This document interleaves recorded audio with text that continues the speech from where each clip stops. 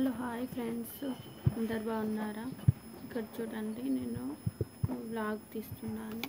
ఇది మా బాబుకు బర్త్డే రోజు ఇస్త్రీ చేస్తున్నానండి.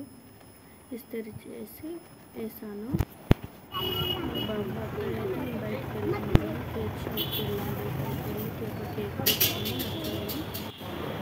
చూడండి, కేక్ ఇలా ఉన్నాయి. చూడండి, కేక్ పర్ఫెక్ట్ తీసుకున్నాను.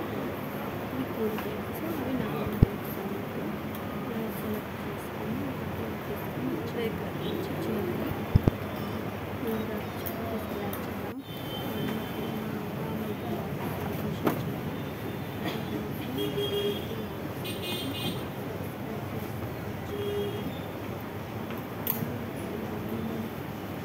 ఇక్కడ ఒక 2 మామిడికాయలు తీసుకున్నానండి. ఇక్కడ బయట ఉండే ఒక 2 మామిడికాయలు తీసుకున్నాను.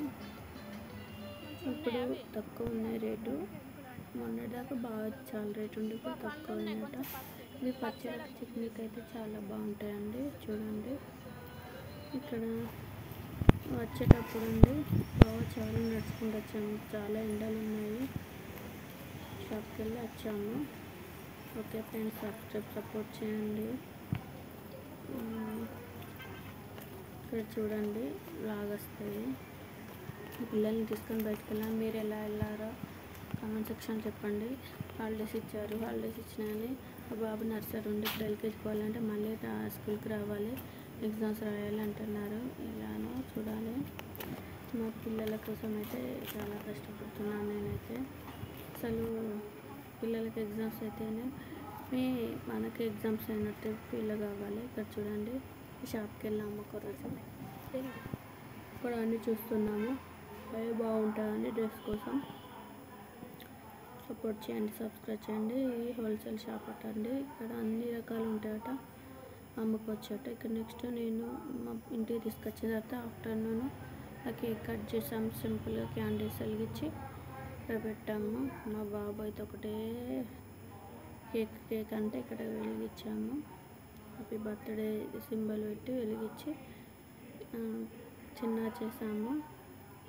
ఈ పిల్లలకి ఎగ్జామ్స్ అయితే మనకి ఎగ్జామ్స్ అలాగే చేయాలి. ఇక్కడ చూడండి, హ్యాపీ బర్త్డే అంటున్నాము. మా పాపని కూడా నేను అనమంటున్నాను. ఇక్కడ క్యాండిల్స్ వెలిగించిన తర్వాత ఊదాడు. తర్వాత కేక్ కట్ చేయించాను. కేక్ కట్ చేసి ఇక్కడ తినిపిస్తున్నాను అలా చిన్నగా. ఓకే ఫ్రెండ్స్, నచ్చితే లైక్, సబ్స్క్రైబ్, సపోర్ట్ చేయండి. ఇక్కడ నేను నాకు మా తమ్ముడే తినిపించాలంటే తినిపిస్తున్నాడు. ముగ్గేసాను మా అన్నయ్య టైంలో చిన్నగా ముగ్గేసి, ఎందుకంటే డైలీ ఒక ముగ్గు వేయాలి. ఫ్రైడే రోజు చేస్తానండి చిన్నగా. ఇక్కడ రైస్ పెట్టి పప్పు అయితే ఉడికిచ్చేసాను.